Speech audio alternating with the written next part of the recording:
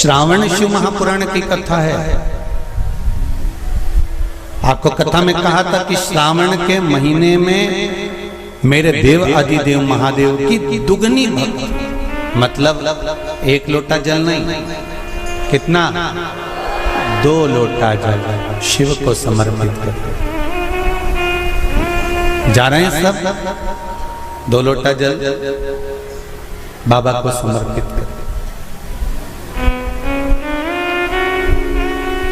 मेरे भोले तेरा सहारा है, मेरी नैया का तू किनारा है। श्रावण शिव महापुराण की कथा में गंगा और पार्वती की मूल तत्वता, जैसे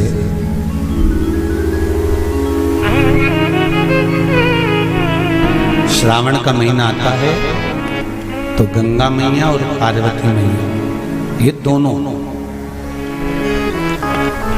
सृष्टि के भार जब भगवान शंकर पर आ जाता है 4 महीने तक, जिसको हमारे यहाँ चतुर्मास कहा जाता है,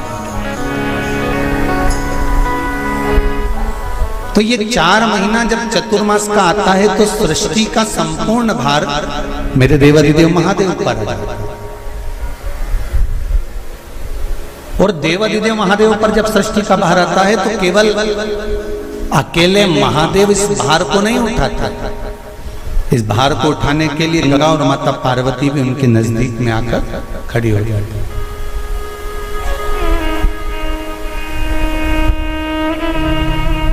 देखिए बड़ा सुंदर संवाद, ध्यान रखिएगा जरा श्रावण शिव महापुराण की कथा का।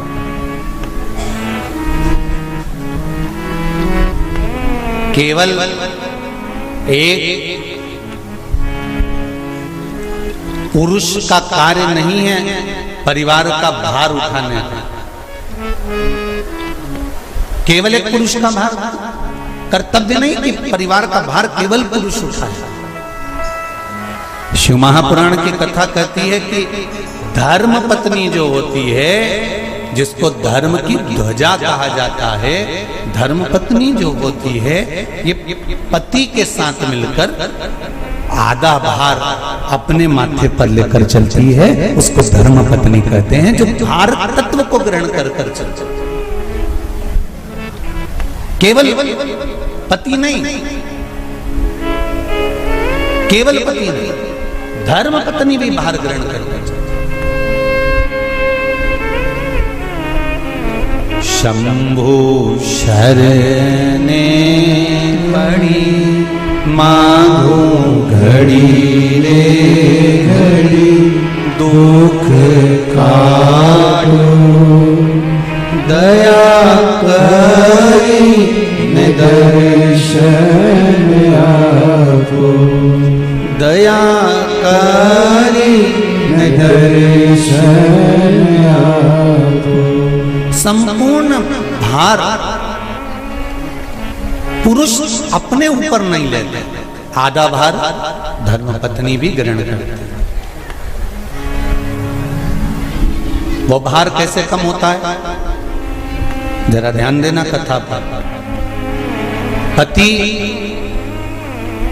दुकान पर जाकर, नौकरी पर जाकर, व्यापार करने पर जो कमा कर लाता है उसका भार,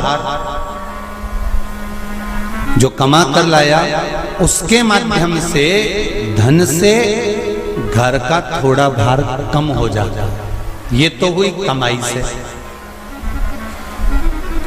अब शिव महापुराण की कथा कहती है कि पत्नी आधे भार को कैसे कम कर देते हैं, तो कहा धर्म पत्नी आधे भार को ऐसे कम कर देती है कि वो घर में रहकर बच्चों का देख रेख कर कर, आए हुए अतिथि गण का सम्मान कर कर, भजन कर कर, कीर्तन कर कर, पुण्य कर कर, सत्कर्म कर कर, मंत्र जाप कर कर, नाम जाप कर कर, जो भगवत स्मरण में डूब कर जितना पुण्य अर्जित करती है धर्मपत्नी, उसमें से आधे से आधा पुण्य अपने पति के खाते में देती चली जाती है, उस भार को उठाने के लिए।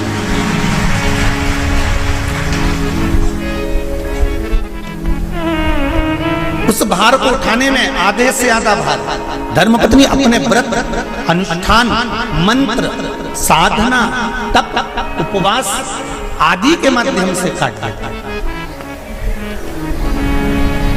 एक बात और याद रखिए, श्रावण के महीने में सारे व्रत आते हैं बहुत सुंदर सुंदर।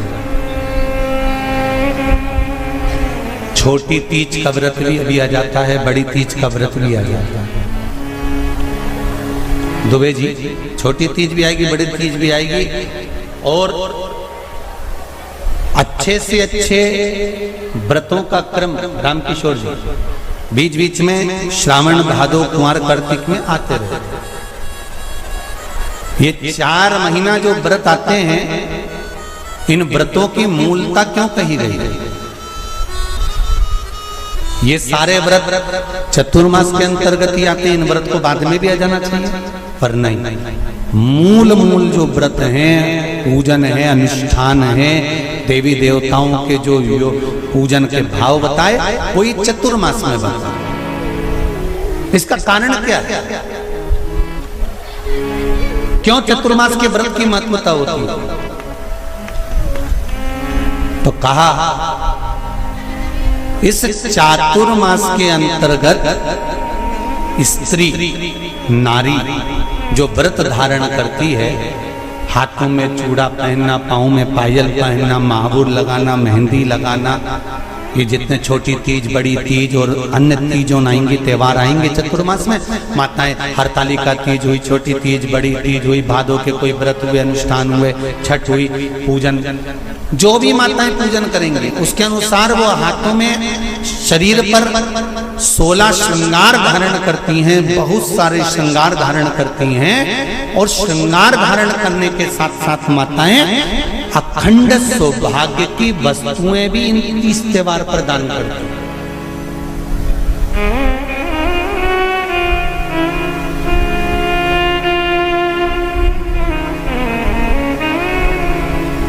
जो अखंड सौभाग्य की सूचक,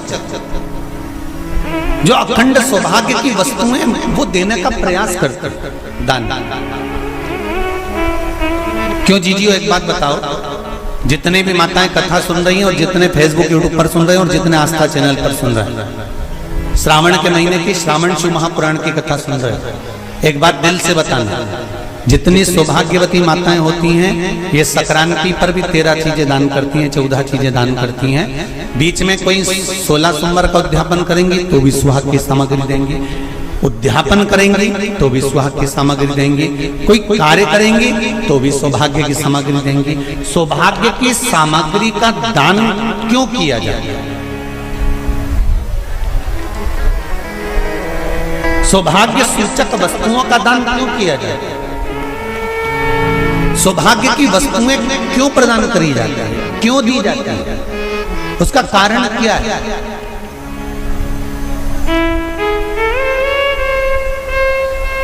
क्यों देते? महाराज, भारत की भूमि की सौभाग्यवती माताओं का एक मन की अभिलाषा रहती है, भारत की भूमि की माताओं की एक अभिलाषा रहती है कि जब उसके प्राण छूटे तो अखंड सौभाग्य धारण करके पति के कंधे पर और पुत्र के कंधे पर शमशान पर।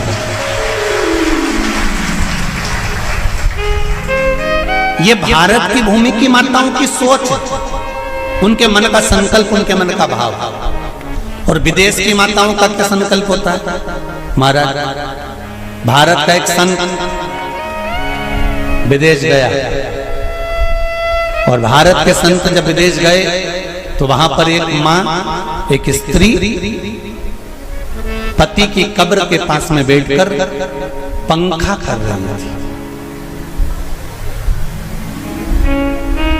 भारत के संत को बड़ा दुख हुआ, देखो हमारे यहाँ की माताएं तो पति के साथ सती हो जाती हैं, हमारे भारत की भूमि की माताएं तो पति के साथ सती हो जाती हैं, पर ये तो विदेश की माताएं तो भारत की माता से भी बढ़कर है कि पति मर गया, कब्र के अंदर है, तो भी पंखा कर रही हैं।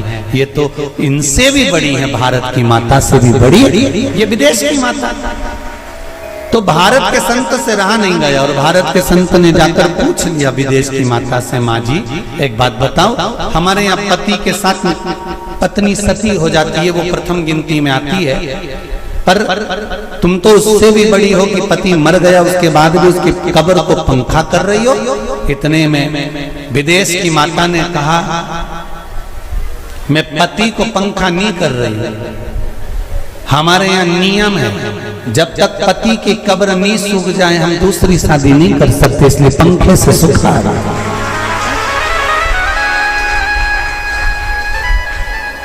इसलिए पंखे से सुखा रही है। मेरे भारत की माताओं में और विदेश की माताओं में अंतर है सर। मेरे भारत की माताएं अखंड सौभाग्य की वस्तुएं धारण कर कर अपने आप को गौरवान्वितता महसूस करती हैं और विदेश की माताएं ये सब वस्तुएं उतार कर गौरवान्वितता महसूस करती हैं।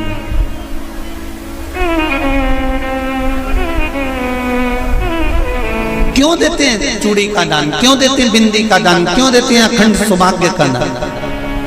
किस महाराज?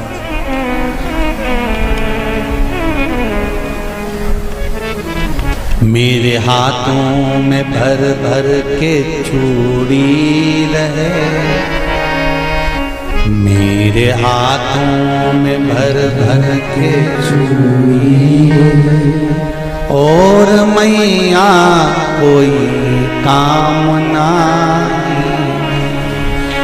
मेरे मस्तक पे चमकती चूनर रहे, मेरे मस्तक पे चमकती चूनर रहे और मैया कोई कामना,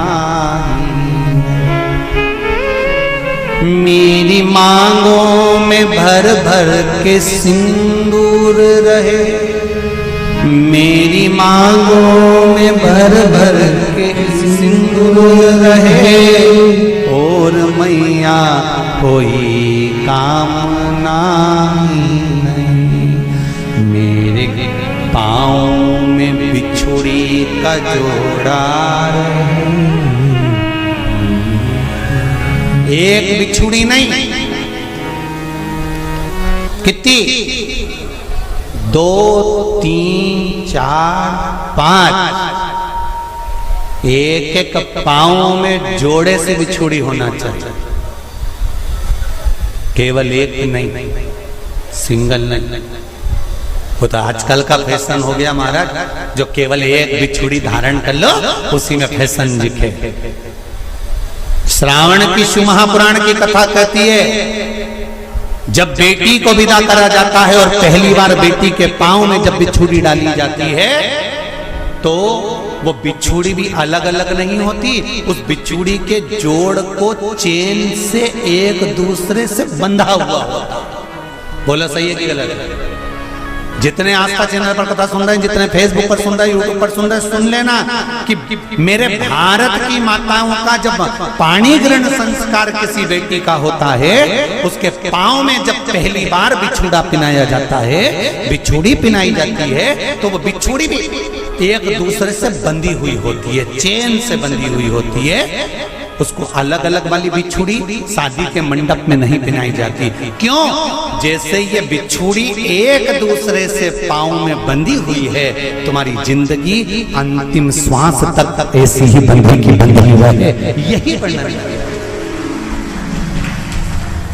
वो तो अब माताओं ने थोड़ा सा फैशन चेंज कर दिया, अब पांव में ज्यादा बिछुड़ी नहीं पहनती, गड़ती है, चुभती है, एक बिछुड़ी धारण है। महाराज पर नहीं, बिछुड़ी भी दो हो, जोड़े से। हमारी माताएं, भारत की भूमि की जो माताएं हैं, ये चूड़ी भी हाथ में पहनती है तो जोड़े से पहनती है। बोलो जैसा सही है कि गलत है? एक अकेली चूड़ी माताएं हाथ में धारण नहीं करती हैं, अगर भारत की भूमि की संस्कारित माताएं हैं और भारत की भूमि की सभ्यता और संस्कृति को जानती है तो अकेली चूड़ी नहीं, जोड़े की चूड़ी पहनेगी, 2 चूड़ा डालेगी, 4 डालेगी, 12 डालेगी, पर सिंगल नहीं, अकेले। और सरल भाषा में समझ लो, हमारे यहां ठेले पर लेने जाओ तो जो केले अपन खाते हैं वो भी सिंगल नहीं देते, उसको भी जोड़े से दिया जाता है। 2 दूं की, 12 दूं की, आधी दर्जन दूं की 1 दर्जन। अब अंदाजा लगाइए, हमारे यहां देने का भी एक भाव है। श्रावण के महीने की शिव महापुराण की कथा, जिसका नाम है श्रावण शिव महापुराण की कथा, ये कहती है कि पार्वती जी ने और गंगा जी ने ये चतुर्मास में जितना सौभाग्य का दान दिया है, उनके बराबर दुनिया का कोई व्यक्ति इतना सौभाग्य का दान नहीं दे सकता जो माता गंगा और पार्वती दोनों दान दे रहे हैं।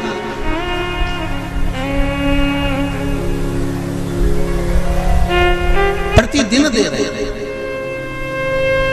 और अब तो फैशन आ गया, तुम लोग जो सौभाग्य का दान देते हो प्लास्टिक की डलिया में देते हो, पर एक एक पुराण को उठा कर देख लेना, एक एक उद्यापन को उठा कर देख लेना, जितनी तुम कथा तुम्हारे घर में छोटी छोटी कथाओं की पोथियां पड़ी हो उनको उठा कर देख लेना, उसमें नहीं लिखा कि प्लास्टिक की डलिया में सौभाग्य की वस्तु का दान दिया जाता है। उसमें लिखा है बांस की पिटारी में, बांस की डलिया में सौभाग्य की वस्तुओं का दान दिया गया। क्यों? क्योंकि बांस वंश की वृद्धि करता है, बांस सौभाग्य की वृद्धि करता है, और बांस अखंड सौभाग्य, जैसे बांस का पौधा बढ़ते चले जाता है, बढ़ते चले जाता है, उसी तरह बांस की डलिया में जब दान दिया जाता है, बांस की टोकनी में जब दान दिया जाता है, तो ये भाव रखा जाता है कि तुम्हारा सौभाग्य ऐसे ही बढ़ता रहे। पर अब थोड़ा सा फैशन चेंज हो गया तो प्लास्टिक की डलिया, पर प्लास्टिक की नहीं। महाराज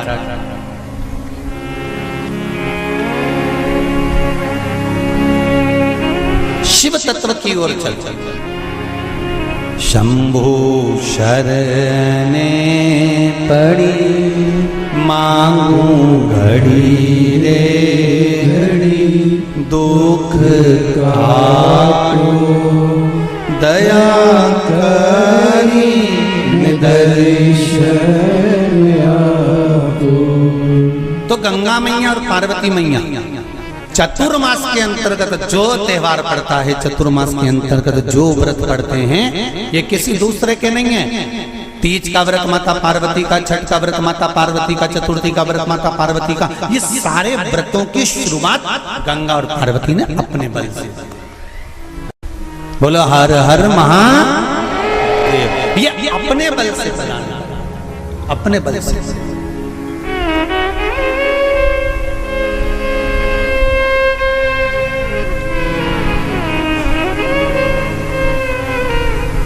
एक बार बाबा देवाधिदेव महादेव भगवान शंकर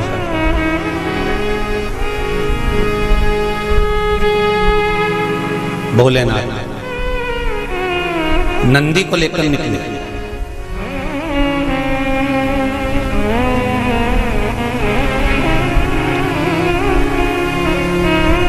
और नंदी को लेकर जब भोलेनाथ जी चले,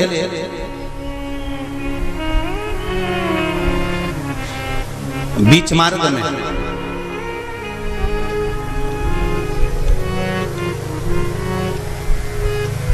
जिस चंचुला देवी का पति बिंदुक के प्राण छूटे थे, और जो चंचुला देवी माता पार्वती की सेवा में लगी हुई थी, वो चंचुला देवी का दर्शन भगवान शंकर को और शंकर भगवान का दर्शन चंचुला देवी को। अब देखिएगा जरा कथा पर विशेष ध्यान रखना। श्रावण महीने की शिव महापुराण की कथा कह रही है कि नारी का अखंड सौभाग्य कैसे रह सकता है।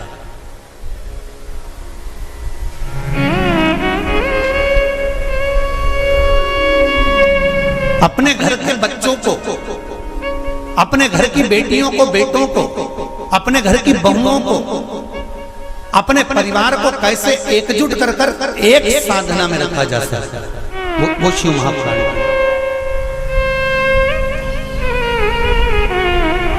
महाराज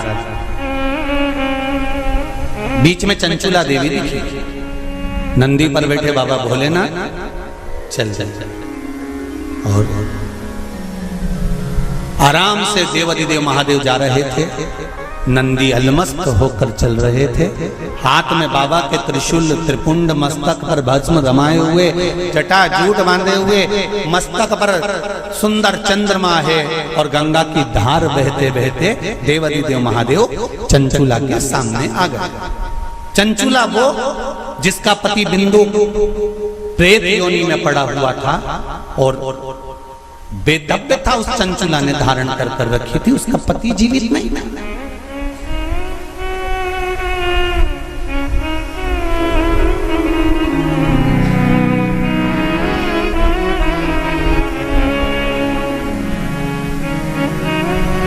हाथ जोड़े चंचुला देवी ने,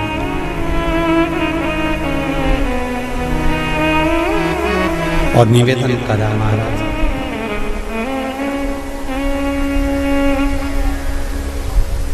हे भोलेनाथ, हे त्रिकालदर्शी, हे शंभु, अरे वो काशी रेवण वाले की,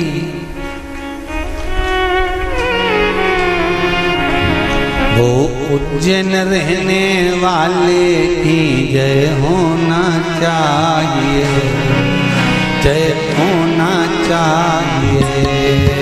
ओ काशी रहने वाले की, ओ उज्जैन रहने वाले की जय होना चाहिए, जय होना चाहिए। घर घर में भोले बाबा की, घर घर में शंभो बाबा की जय होना चाहिए, जय होना चाहिए। घर घर में भोले बाबा की जय, शंभो बाबा की जय होना चाहिए, जय होना चाहिए। घर घर में भोले बाबा की, घर घर में शंभो बाबा की जय होना चाहिए, जय होना चाहिए। घर घर में भोले बाबा की, घर घर में शंभो बाबा की जय होना चाहिए, जय होना चाहिए। बड़े आनंद में दोनों हाथों से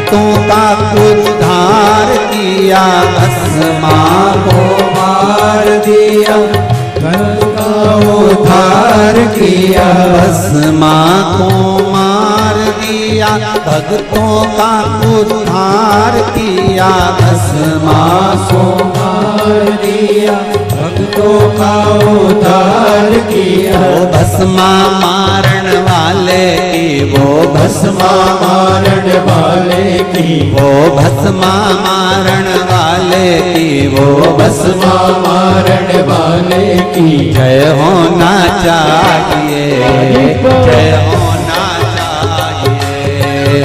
वो भस्मा मारण वाले की जय होना चाहिए, जय होना चाहिए। घर घर में भोले बाबा की, घर घर में शंभू बाबा की जय होना चाहिए, जय होना चाहिए।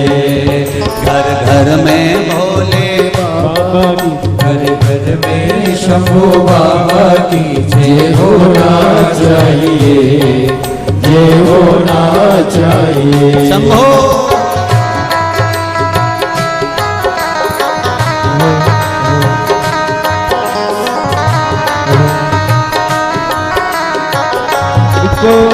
हरि बोल।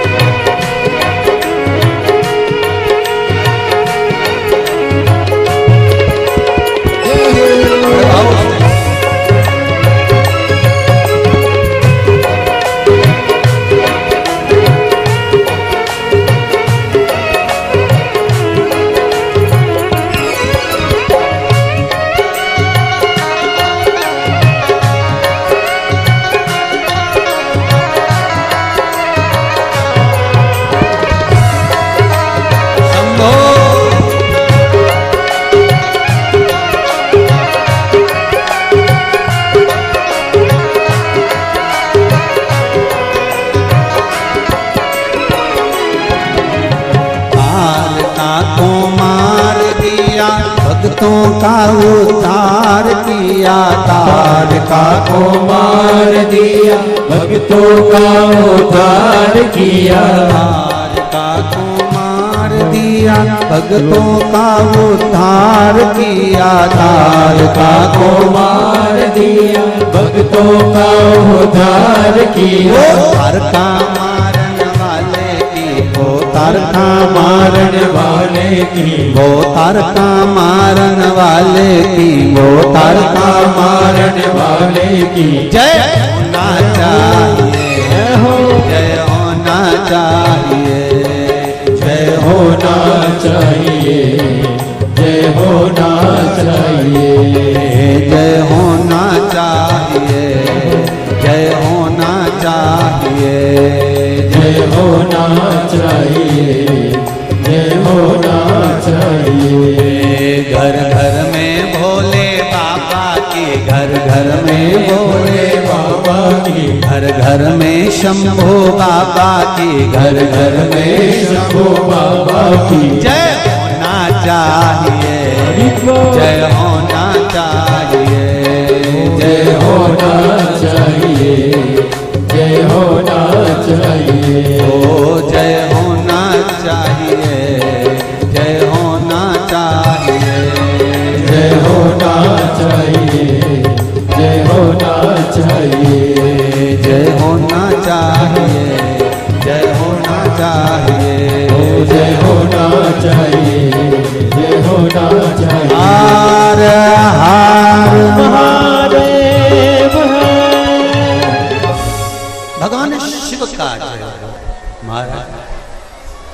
उसकी कृपा बिना संसार में कोई कार्य नहीं।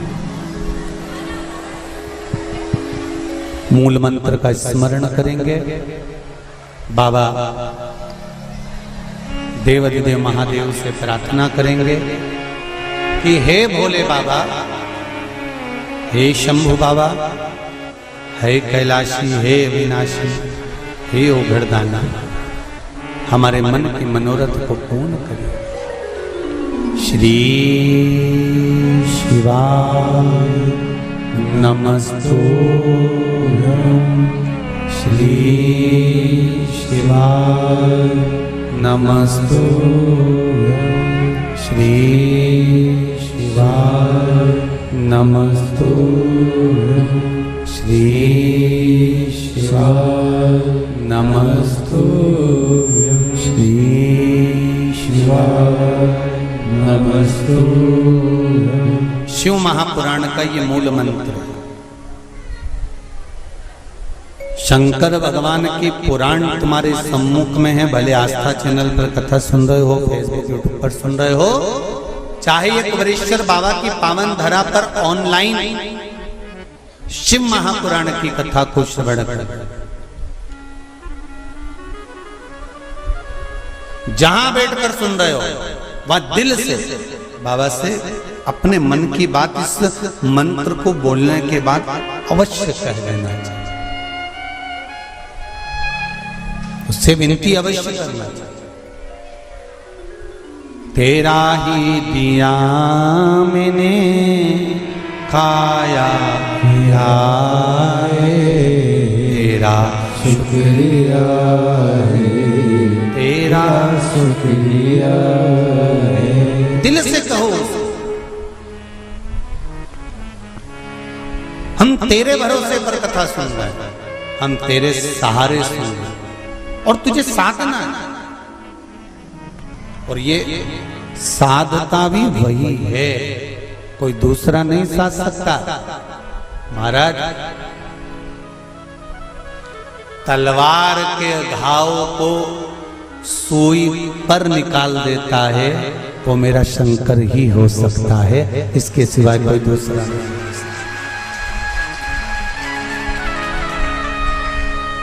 तलवार के घाव को अगर सुई पर निकाल रहा है तो वो शिव है।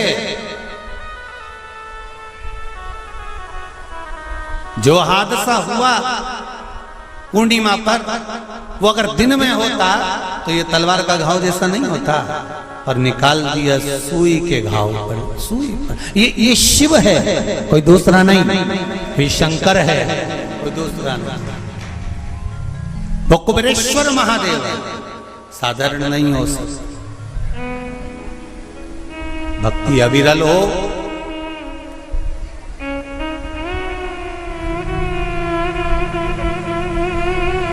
चारों तरफ लोगों ने कह दिया, कोई कहे 50 चले गए, कोई के 20 चले गए, कोई के 40 चले गए, कोई के ऐसा हो गया, कोई कहे वैसा हो गया। पर प्रकृति के आगे कुछ नहीं। कब कोरोना महामारी आकर चली जाती है, कब हवा तूफान आकर चले जाता है, किसी को नहीं। ये तो शिव है जो सादा चंचुला।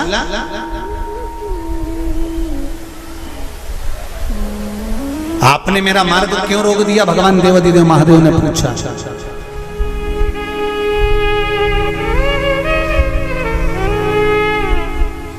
आपने मेरा मार्ग क्यों रोका है? इस मार्ग को रुकने का कारण क्या? किस लिए रोका है? चंचुला देवी की आंख में जल भरा हुआ।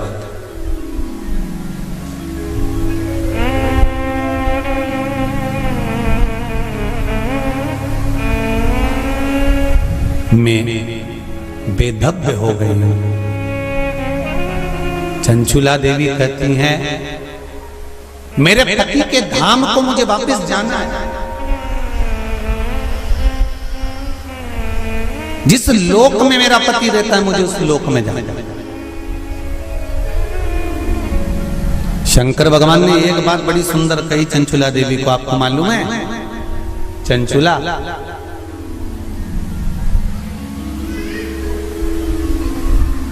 देवता भी बैकुंठ में बैठकर सुखी नहीं है।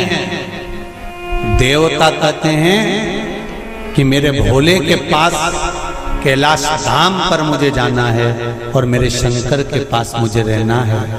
और तुम कहती हो कि प्राण त्यागने के बाद मुझे पति के धाम को जाना है। चंचुला जी कहती हैं, प्रभु मैंने भी कोई ऐसा पुण्य का कार्य तो नहीं करा कि मैं बैकुंठ जाऊं। तो इससे अच्छा है मेरा पति जो चोरी करता था, छल करता था, बेईमानी करता था, कपट करता था, प्रपंच करता था, और वो जिस जगह पर है, बोले वो नरक में है, कहां है, मैं तो उसके पास में जाना चाहता हूं। शंकर भगवान ने कहा कि चंचुला तुम मृत्यु लोक में आई हो और पृथ्वी पर आने पर तुम्हारा पति प्रेत योनि में पड़ चुका है, तो क्या तुम प्रेत योनि में जाना पसंद करोगे? ध्यान देना रे भाई, अगर कोई भूत बन गया, प्रेत बन गया, तो तुम भी भूत प्रेत बनना पसंद करोगे क्या? अरे बोलो तो जम के, नहीं ना। तुम क्या करना पसंद करोगे कि अगर कोई भूल से भी भूत बन गया है, प्रेत बन गया है, शिव महापुराण की कथा कहती है अगर बिंदु का प्रेत योनि में चला गया है तो तुम्हारा फर्ज है, अगर परिवार का कोई सदस्य अगर प्रेत योनि में पड़ा हुआ है तो उस प्रेत योनि से मुक्त कराकर परमात्मा के चरणों में जाकर रख देना, ये परिवार के सदस्य का कर्तव्य बनता है। इसलिए चंचुला देवी, तुम्हारा पति प्रेत योनि में है, तुम प्रेत योनि में जाने का विचार मत करो। चंचुला देवी, तुम तो एक काम करो कि वो पति प्रेत योनि से छूट जाए, उसके लिए क्या करा जाए वो विचार करा जाए। जैसे श्रीमद् भागवत कथा में आता है,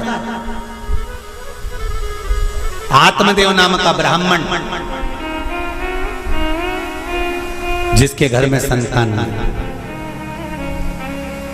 पुत्र हुआ, धुंधकारी नाम रखा सखी के घर से लेकर। धुंधकारी के प्राण छूटे, प्रेत योनि में चले गया।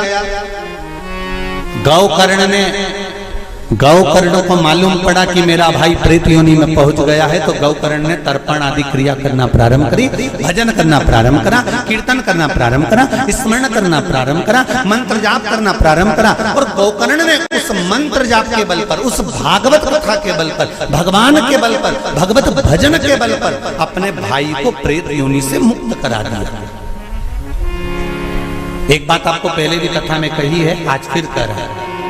शिव महापुराण की कथा सुनकर जो जहां से निकल कर जाता है, उस जगह पर जितनी जीवात्माएं कहीं एक्सीडेंट में, कहीं गर्भ में, कहीं कैसे ना कैसे शांत हो जाती हैं, वो जीवात्माओं पर हमारे शरीर की तरंग जब लगती है, जो कथा सुनकर जाता है, उसके शरीर की मात्र जो हवा लगती है, छूकर जाने वाली हवा, उसके द्वारा भी कोई प्रेत योनि में पड़ा हुआ होता है तो उसकी भी मुक्ति हो जाती है। ऐसी शिव महापुराण, उसका भी मोक्ष हो जाता है।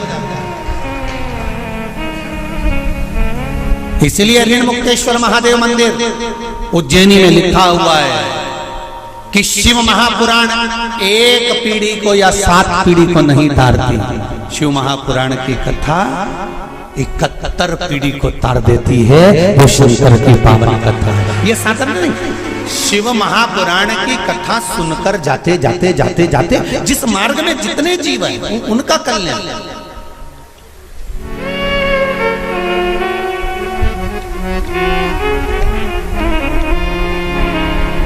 इतना तो करना स्वामी जब प्राण तन से निकले। मरना निश्चित है, प्राण छूटेंगे ये निश्चित है, कब छूटेंगे ये पक्का पता नहीं, किसकी कितनी उम्र है ये मालूम नहीं है।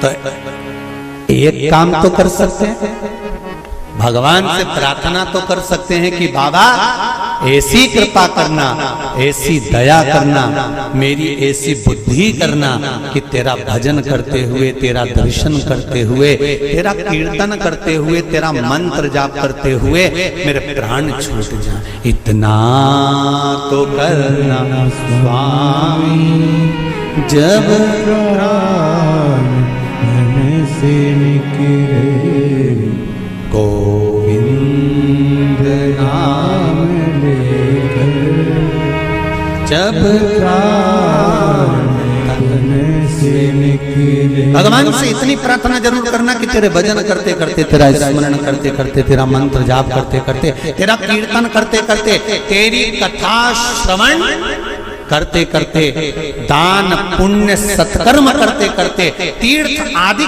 करते करते, गंगा का स्नान, यमुना का स्नान, सरयू का स्नान करते करते, सारी पुरियों का स्नान करते, पूजन करते करते मेरे प्राण तेज में समा जाए। इससे बढ़कर कोई सुख जीवन का नहीं हो सकता, इससे बढ़कर कोई आनंद नहीं हो सकता।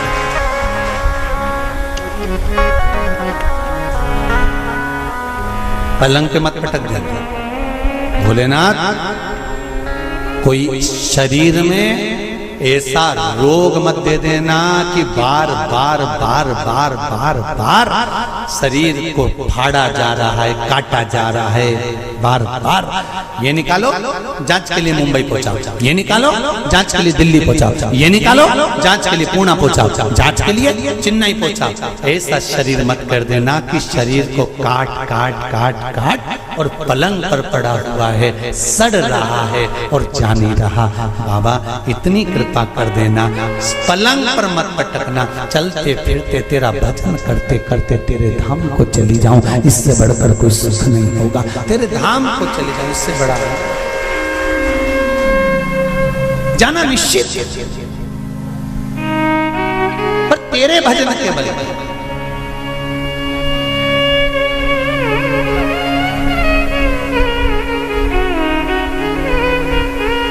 महाराज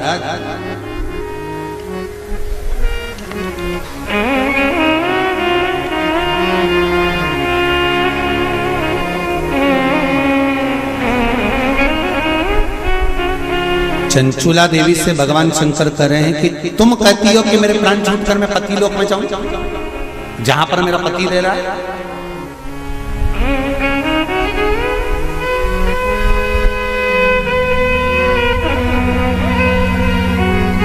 फिर ध्यान दो, इसको और सरल तरीके से समझ लो।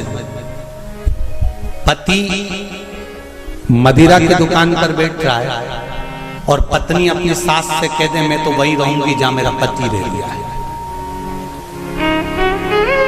जम के तो बोलो जरा, जहां मेरा पति रह रहा मैं तो रहूंगी। पति मदिरा की दुकान पर बैठा है, मदिरा का नशा कर रहा है, तो क्या पत्नी वहां जाकर नशा करेगी? अरे बोलो जम के, नहीं। शिव महापुराण का ये संवाद याद रखना। शंकर भगवान चंचुला देवी से कह रहे हैं पति के लोक नहीं, पति अगर प्रेत योनि में पड़ा है तो उस योनि से छुड़ाकर शिव लोक में पति को लेकर आ और खुद भी शंकर की शरणागति ग्रहण कर ले। पत्नी धर्म पत्नी वो होती, धर्म पत्नी वो होती है।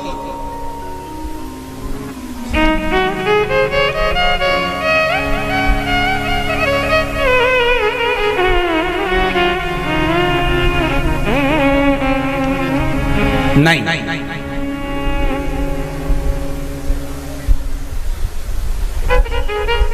तुम अगर मदिरा की दुकान पे बैठोगे तो मैं भी बैठूंगा, तुम जुआ खेलोगे तो मैं भी खेलूंगी, तुम वैश्यावृत्ति करोगे तो मैं भी करूंगा। ये धर्म पत्नी का तरीका नहीं है।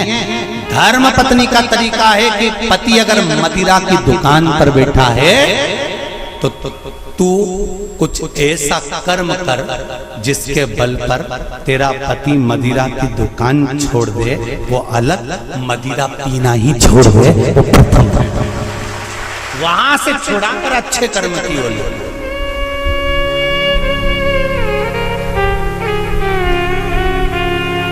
ये दुबे जी भी बैठे हैं कथा में और ये बोरबन जी भी बैठे होंगे महाराज, और ये सत्यता की बात कर रहे हैं हम दुबे जी को भी और रामकिशोर जी। तुमसे ज्यादा कथा करवाने का भाव तुम्हारी धर्म पत्नियों ने ही प्रेरित करा होगा, ये निश्चित है। ये हम ये भाव से, क्योंकि पति को सतमार्ग तक लेकर जाना, पति को सतमार्ग की ओर प्रेरित करना, और आज भी कमी नहीं है। सावन का महीना चल रहा है, आज भी जितने लोग आस्था चैनल पर कथा सुन रहे हैं, फेसबुक यूट्यूब पर कथा सुन रहे हैं, मेरा विश्वास कहता है कि घर की माताएं, घर की धर्म पत्नियां अपने पति से एक बार तो कहती होंगी, सुनो जी सावन का महीना चल रहा है, आज अपनी छुट्टी है, एक काम करते हैं 2 लोटा पानी लेते हैं और ले जाकर समर्पित कर देते हैं। सुनो आज छुट्टी है, एक बेलपत्र बाबा को चढ़ा देते हैं। आज छुट्टी है, एक काम करते हैं, हो सकता है सोमवार के दिन हमको ऑफिस जाना पड़े, हो सकता है सोमवार के दिन हमारा वर्किंग डे रहे, इसलिए काम करते हैं रविवार आ रहा है, शनिवार आ रहा है, कोई छुट्टी का दिन आ रहा है, अपन एक काम करते हैं शंकर का अभिषेक करवा लेते हैं। किसी ब्राह्मण को घर में बुलाएं, शिव जी का अनुष्ठान करवा लें, शंकर का अभिषेक करवा लें, पूजन करवा लेते हैं। एक काम करते हैं, चलो अपन शिव के धाम चलते हैं। ये धर्म पत्नी अपने पति को प्रेरणा देकर कहीं ना कहीं सतमार्ग की ओर जोड़ देती है, उसको धर्म पत्नी कहते हैं। वो तो कहीं कहीं की ऐसी जगदम्बा होती है,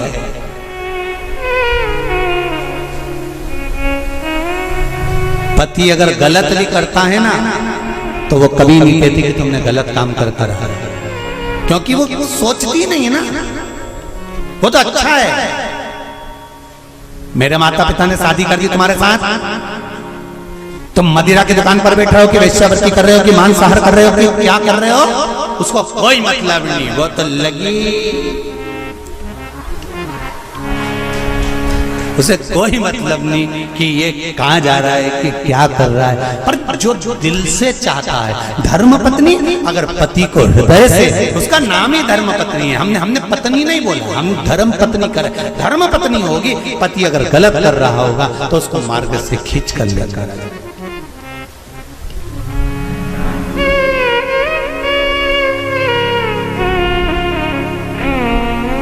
अब देखिए कितना सुंदर संवाद। चौसर खेल रहे थे पांडव चौसर खेल रहे थे। द्रौपदी से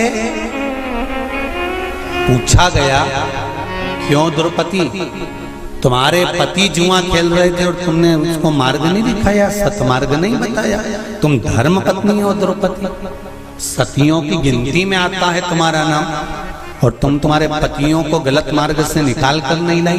द्रौपदी कहने लगी, मुझे तो मालूम ही नहीं था।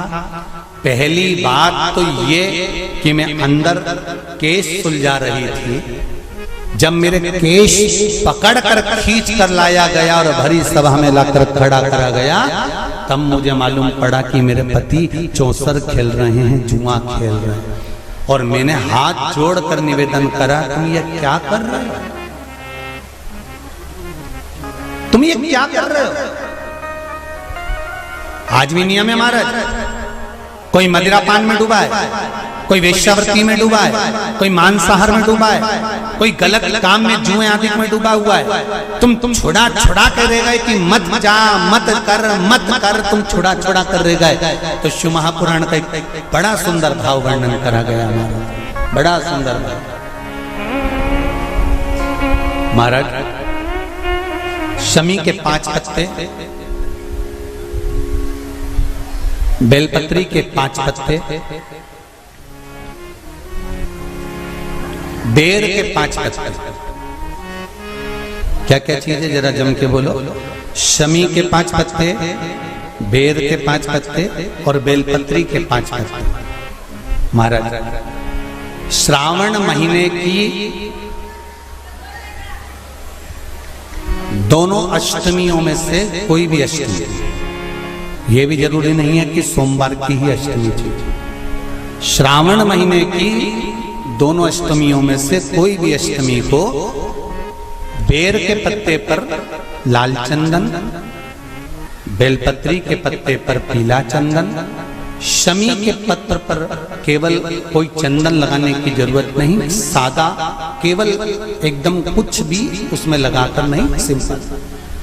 पहले लाल चंदन वाले पत्ते, फिर बेलपत्री के पत्ते, फिर शमी के पत्ते शिवलिंग के ऊपर समर्पित कर कर उसको उठाकर वापस लाकर बेलपत्री के पेड़ के नीचे ही 1 लोटा जल समर्पित कर कर पहले पत्ते चढ़ा देंगे, फिर लोटा भर जल समर्पित कर देंगे। उसी चढ़े हुए पत्तों में से 5 बेलपत्र को लेकर अपने घर आ जावे और अवधूतेश्वर महादेव, कौन से महादेव? अवधूतेश्वर महादेव। ये अवधूतेश्वर महादेव कौन से हैं? आपको कथा में कई बार वर्णन करा गया है। शंकर भगवान को क्रोध आया, ब्रह्मा जी ने क्रोध को लिया, समुद्र में डाला।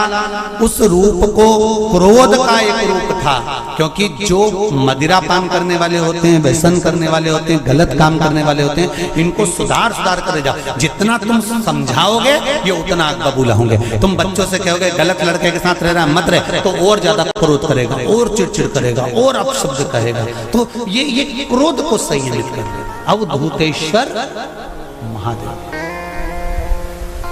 अवधूतेश्वर महादेव का स्मरण कर 5 पत्तों को लेकर आइए। कुछ समय बाद जैसा जैसा समय की अनुकूलता मिले, आप किसी मदिरा का पान करने वाले या किसी व्यक्ति को वो पत्ते दोगे या प्रसाद के रूप में दो तो अच्छी बात है, नहीं तो उस पत्ते का थोड़ा थोड़ा भाग भी प्रतिदिन मात्र 21 दिन तक अगर थोड़ा थोड़ा भाग भी दे दिया जाए तो धीरे धीरे धीरे धीरे मदिरा पान, व्यसन, गलत आदतें छूटना प्रारंभ हो जाती है और वो शंकर की शरणागति ग्रहण करता है। महाराज शिव अर्चना, ये तो अभी अभी लोगों की थोड़ी सी सोच गलत हो गई। ये दुनिया के लोगों को ये तो मालूम नहीं है भगवान शंकर के लिए। हाँ, शंकर भगवान के पास में भांग रहती है, शंकर भगवान के पास में भांग रखी हुई होती है। शंकर भगवान का भांग का श्रृंगार होता है, क्योंकि उसको बूटी के रूप में, औषधि के रूप में लिया जाए। पर कोई कहे कि शंकर भगवान भांग का नशा करते हैं, तो ये संसार के लोगों को समझा देना कि शिव भांग का नशा, मेरा भोलेनाथ भांग का नशा नहीं है, शिव नशा नहीं।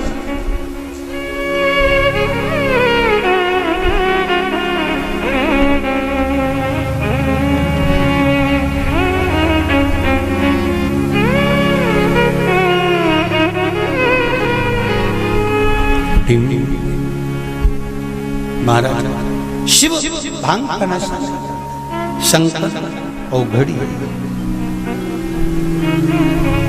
मेरा भोलेनाथ औघड़ दानी, और मेरा शिव जब औघड़ी, मेरा शंकर जब भोलेनाथ औघड़ी, जितनी वस्तुओं को धारण करता है ये सब औषधि के रूप में प्रयोग में है, सब औषधि।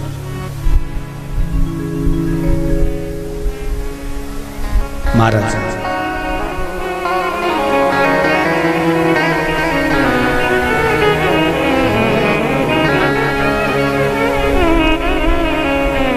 डिम डिम डमरू बजावेला हमार जोगिया, ओ हमार जोगिया। डिम डिम डमरू बजावेला हमार जोगिया, हमार जोगिया। डिम डिम डमरू बजावेला हमार जोगिया, ओ हमार जोगिया। डिम डिम डमरू बजावेला हमार जोगिया, हमार जोगिया। आओ से प्रेम से दोनों हाथों से डिम डिम डमरू बजावेला हमार जोगिया, ओ हमार जोगिया। डिम डिम डमरू बजावेला हमार जोगिया, हमार जोगिया।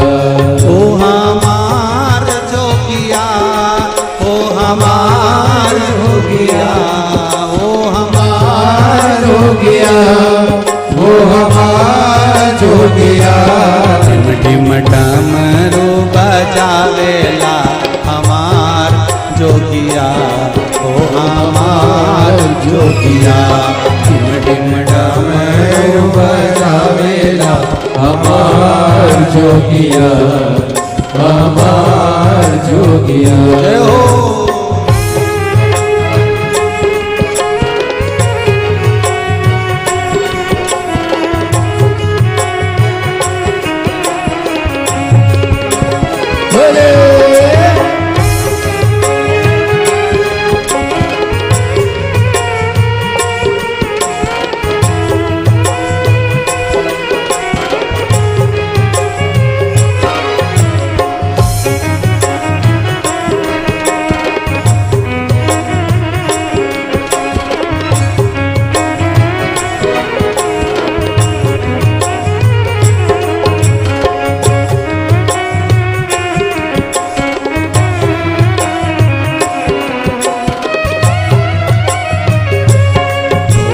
खाते निश दिन भांग रहते पार्वती के संग, बोले खाते निस दिन भांग रहते पार्वती के संग, बोले खाते निश दिन भंग रहते पार्वती के संग, बोले खाते निस दिन भांग रहते पार्वती के संग, बोले खाते निश दिन भंग रहते पार्वती के संग, बोले खाते निस दिन भांग रहते पार्वती के संग, भंग में भस्म रमावे लारे हमार जोगिया, ओ हमार जोगिया। अंग में भस्म रमावेला हमार जोगिया, हमार जोगिया।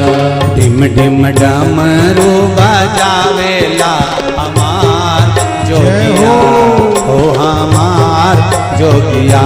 ढिम ढिम डमरू बजावेला हमार जोगिया, हमार जोगिया।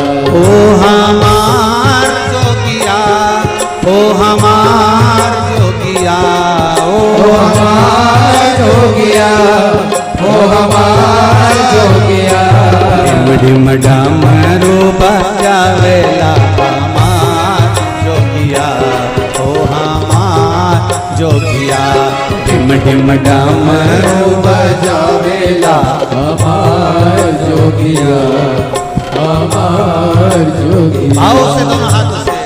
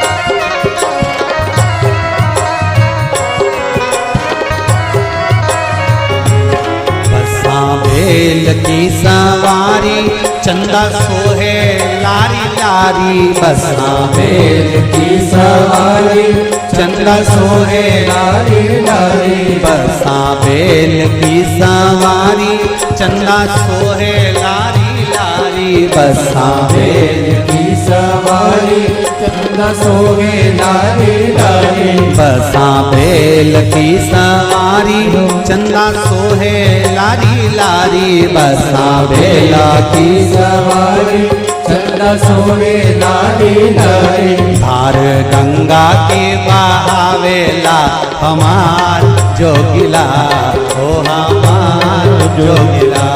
धारा गंगा की बहावेला हमार जोगिया, ओ हमार जोगिया। ढिम ढिम डमरू बजावेला हमार जोगिया, ओ हमार जोगिया। ढिम ढिम डमरू बजावेला हमार जोगिया, ओ हमार जोगिया। हो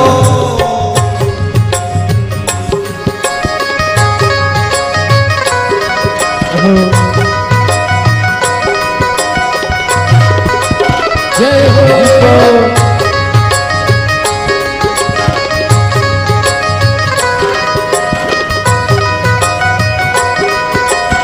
शंभो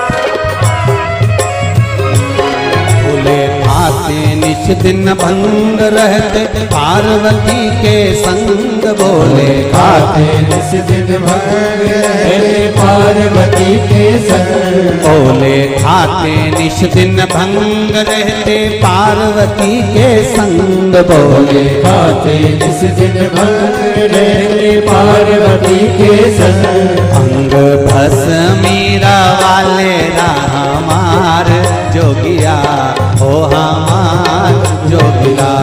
अंग भस मीरा आवेला हमार जोगिया, हमार जोगिया।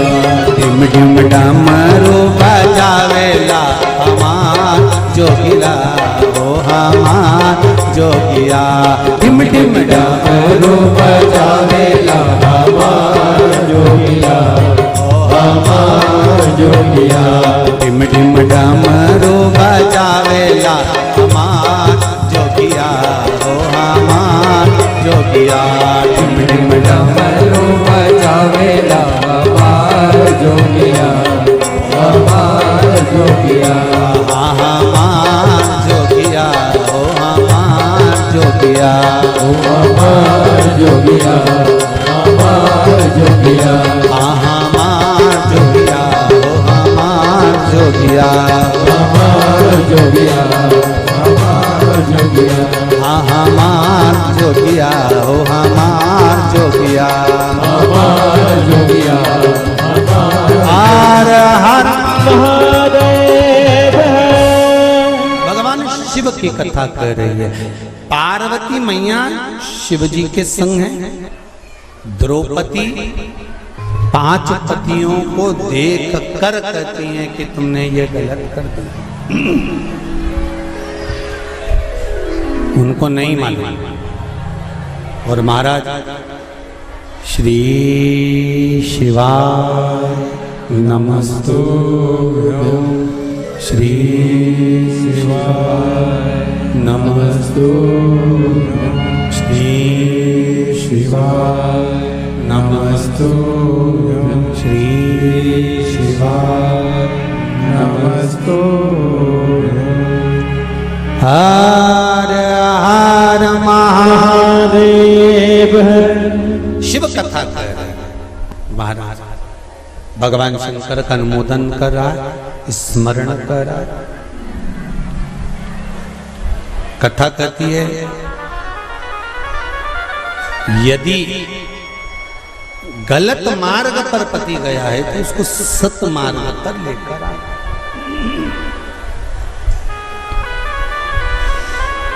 सत मार्ग की ओर लाने का प्रयास। चंचुला देवी आपका पति प्रेत योनि में पड़ा हुआ है और आप कहती हो कि प्रेत योनि में मुझे जाना है, पति के लोक में मुझे जाना है, ये श्रेष्ठ नहीं। गलत मार्ग पर कोई चला गया है तो उसको सत मार्ग पर खींच कर लाने का काम किसका है? जम के बोलो जरा। धर्म पत्नी का है कि अगर पति गलत मार्ग पर चले गया तो उसको खींच कर लिया।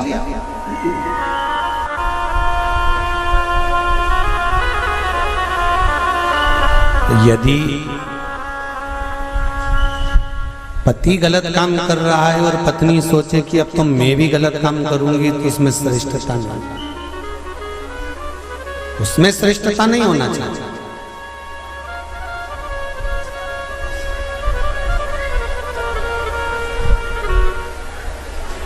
अब मेरे उघड़दानी मेरे भोलेनाथ ने कहा, चंचुला तुम्हारा पति प्रेत योनि में पड़ा हुआ है, केवल एक धर्म पत्नी ऐसी होती है जो पति को प्रेत योनि से भी छुड़वा सकती है। श्रावण शिव महापुराण की कथा बड़े ध्यान से सुनना मेरी जीजियों, स्मरण करिएगा जरा कि धर्म पत्नी में वो बल होता है कि पति को प्रेत योनि से भी छुड़ाकर बाहर कर सकती है। धर्म पत्नी, धर्म पत्नी।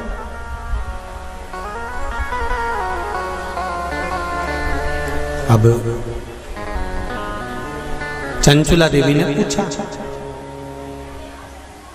मैं क्या करूं?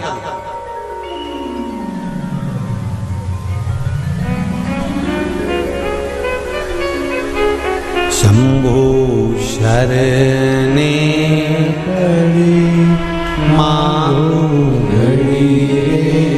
घड़ी दुख काटो, दया करी निदर्शन आओ। चंचुला देवी पूछ रही है कि मुझे करना क्या है? पति को प्रेत योनि से कैसे मुक्त किया जा सकता है? ध्यान से सुनना रे भाई। कई लोग कहते हैं कि श्राद्ध पक्ष आ गया, ये कर लेना चाहिए तो प्रेत योनि से मुक्ति हो जाएगी।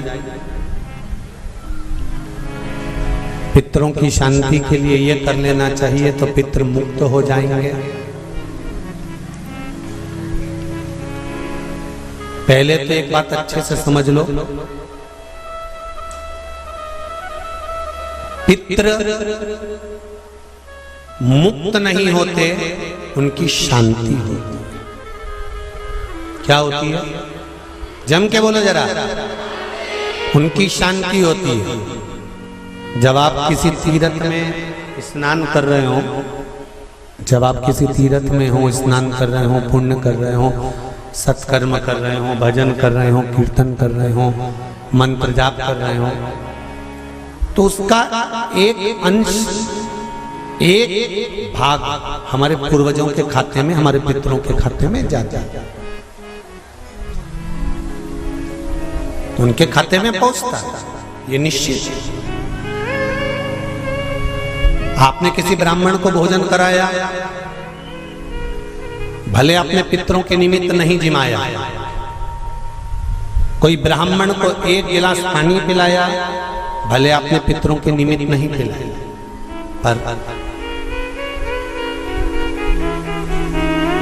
आपका एक अंश उसके खाते में चला जाएगा।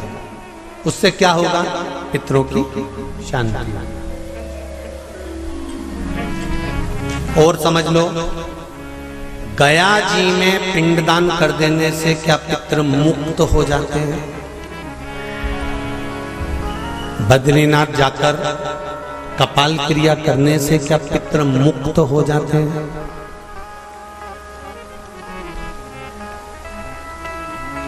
भाई,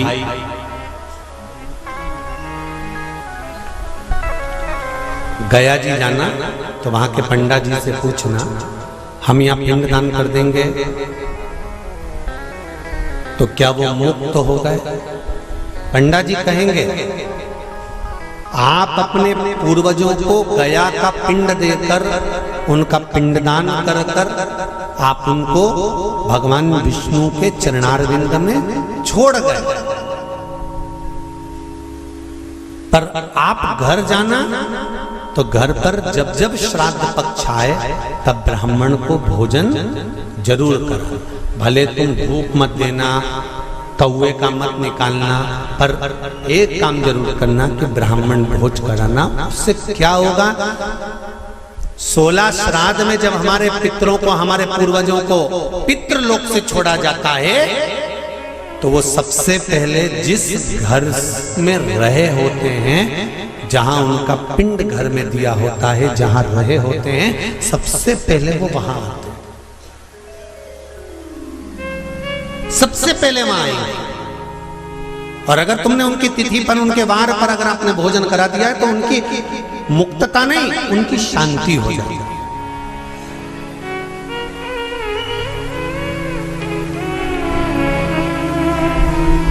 पितरों की मुक्ति कैसे? उनकी मुक्तता कैसे? प्रेत योनि की मुक्तता कैसे? तो कहा जैसे भगवान का नाम लेने वाला व्यक्ति दूसरा जन्म नहीं पाता, उसी तरह भगवान का जो भजन करते हैं, कीर्तन करते हैं, मंत्र जाप करते हैं, या शिव महापुराण की कथा, राम कथा, भागवत कथा, विष्णु पुराण आदि जितनी भी पुराण हम श्रवण करते हैं, हमारे श्रवण करने का एक भाग हमारे पितरों के खाते में जाता है, तो उस कथा के फल से उनकी मुक्ति हो जाती है। उनकी कथा के फल से मोक्षता। प्रेत योनि से मुक्त हो गया धुंधकारी, बिंदुक प्रेत योनि से मुक्त हो गया। काय से हुआ? शंकर का स्मरण, शिव महापुराण की कथा का रस तत्व ग्रहण करना, राम कथा, भागवत कथा का मात्र स्मरण करना, उससे मुक्त।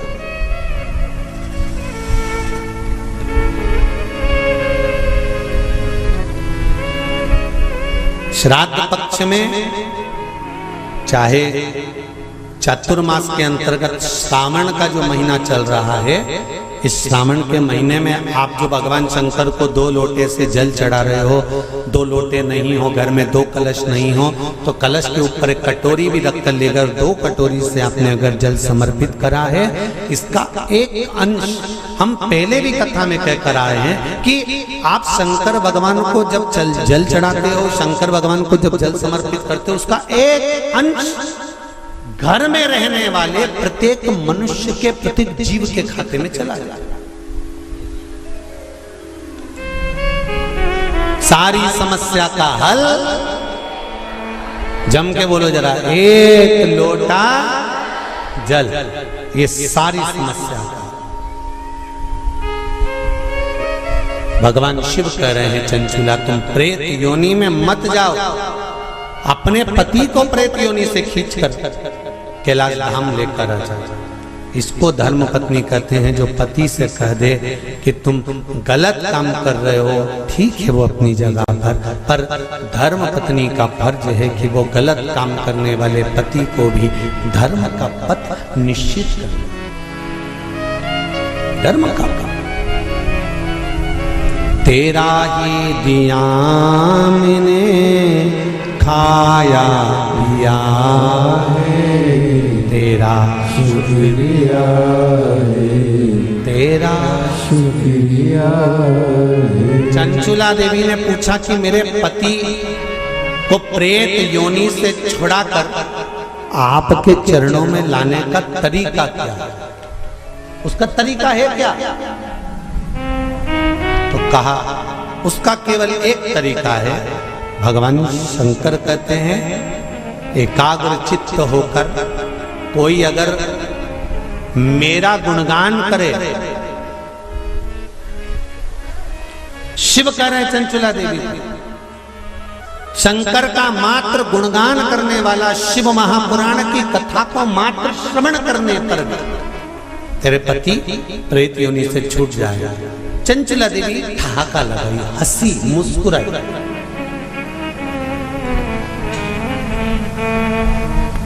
हंसी चंचला देवी।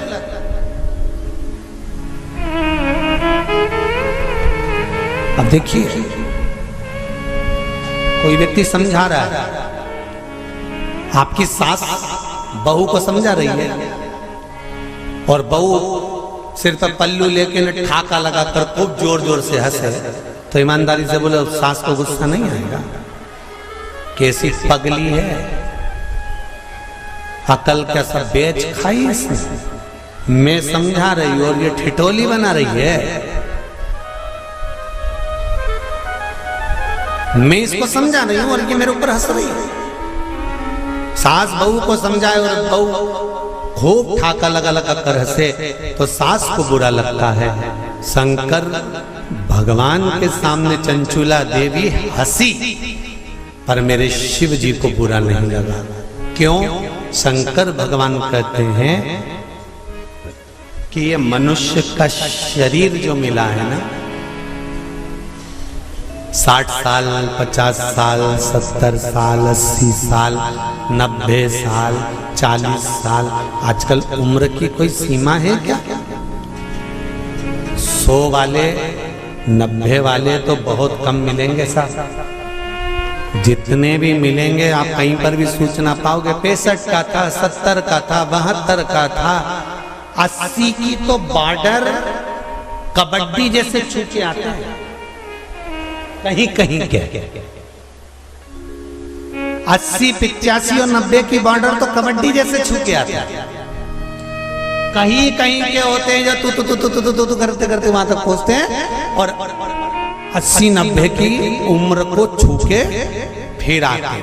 नहीं तो आज का जमाना तो 70 हो जाए, 80, 70, 75, 70, 75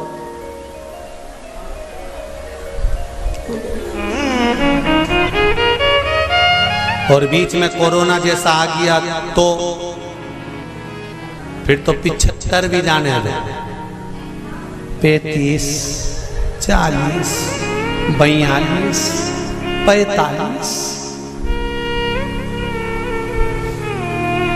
और अभी भी देखो, आप देखिएगा जो कोरोना महामारी में जो बुढ़े बुढ़े लोग हैं ना, कई बुजुर्ग लोग आज भी सेफ हैं और उन्हीं के पड़ोस में रहने वाला कोई 33 साल का, कोई 40 साल का, कोई 45 साल का, कोई 50 साल का, उन्हीं के पड़ोस में रहने वाला।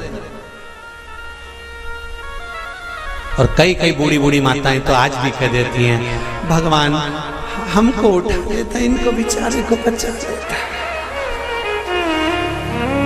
भगवान भी मन में सोच रहे, डोकरी को कौन ले जाए। अरे भाई, हंसते हंसते मृत्यु भी उसकी आती है जो शंकर का उपासक होता है, भगवान का भजन करने वाला। हंसते हंसते मृत्यु भी उसी की आती है जो शिव का उपासक है। नहीं तो इंजेक्शन, बॉटल और शरीर सड़ रहा है, पड़ा है। बउओं ने 4 बार गोबर लीप के गीता जी सुना के नीचे सुला दिया, 3 बार गंगा जल भी पिला दिया, पर डोकरी फिर बोली चाय लिया, तो पीते से उसका क्या,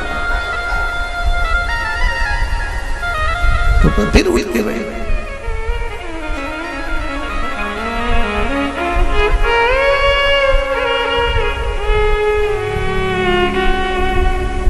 अरे भाई, तुमको अगर बगीचे का सबसे सुंदर फूल पसंद है, तुम एक से बढ़कर एक बगीचे में गए पर फूल वही तोड़ते हो जो तुम्हें पसंद आता है।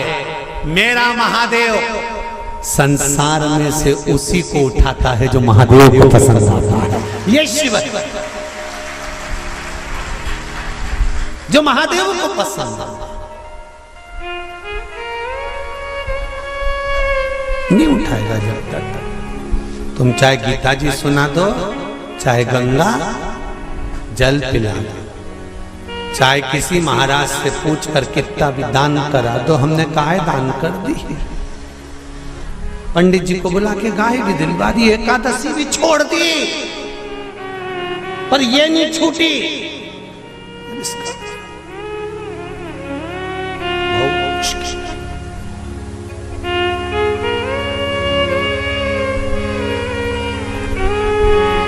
चंचुला ने ठाका लगा दिया, नंदी पर मेरे भोलेनाथ है, मेरे शंकर नंदी पर विराजमान। और जो चंचुला देवी हंसी ना, शंकर जी प्रसन्न हो गए। सास समझाए बहू को और बहू हंसते जम के, तो सास को बुरा लग जाता है। मेरे महादेव को मुस्कुराने वाले पसंद हैं, वो कभी बुरा नहीं मानता कि कौन हंसा, उसको मुस्कुर। इसलिए आपको कथा में कहा, आपके पास में अगर एक लोटा जल नहीं है, बेलपत्र नहीं है, आपके पास में चावल का दाना नहीं है, फूल नहीं है, तो क्या कहा था, शंकर जी के मंदिर में जाना और उसको देखकर एक स्माइल कर कर मुस्कुरा कर भी आ जाना। शंकर जी भी समझेंगे इतना दुख इसकी जिंदगी में है तो वो भी मुस्कुरा रही है, तो पार्वती जी भी कह देगी चिढ़ा रही है, काहे का मुस्कुरा रही है, वो चिढ़ा के कह रही है कि दुख तुमने दिया है तो मिटाओगे भी तुम, इसलिए मैं मुस्कुरा रही हूं कि मेरे दुख को मिटा देना। जैसी प्रसन्न होकर मैं आई हूं तुम्हारे मंदिर में, ऐसी प्रसन्न कर कर भेजना, ऐसी प्रसन्न।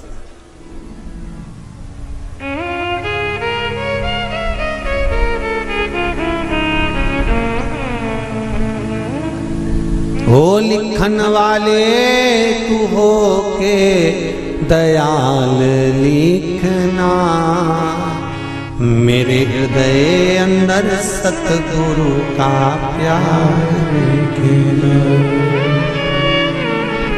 हाथों पे लिखना सेवा गुरु की, पाँवों पे गुरु जी का द्वार लिखना, मेरे हृदय अंदर सतगुरु दा प्यार लिखना, नैनों में लिखना दर्शन गुरु के, शिव रूपी गुरु मिल जाए तो दर्शन,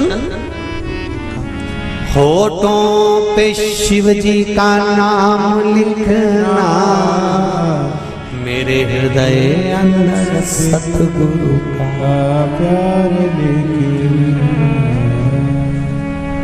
इन शब्दों में मेरे गुरु शिव रूपी गुरु का नाम, शंकर का नाम, इससे ज्यादा मुझे कुछ नहीं चाहिए, इससे ज्यादा मुझे कुछ नहीं। चंचुला देवी हंस ली, मुस्कुराई, ठाका लगाया, शंकर जी को पसंद आया। अब और अच्छी बात सुन लो, बहुत अच्छी बात है, श्रावण शिव महापुराण में मिली है। वो तो ये दोनों जजमान थोड़े दमदार अच्छे मिले हैं ना, तो कथा का भी एक आनंद श्रावण के महीने में मिल रहा है। जरा देखिए, जरा सुनिएगा। सारे राक्षसों की कथा निकाल लो तुम आज घर पे जाकर, रावण को निकालना।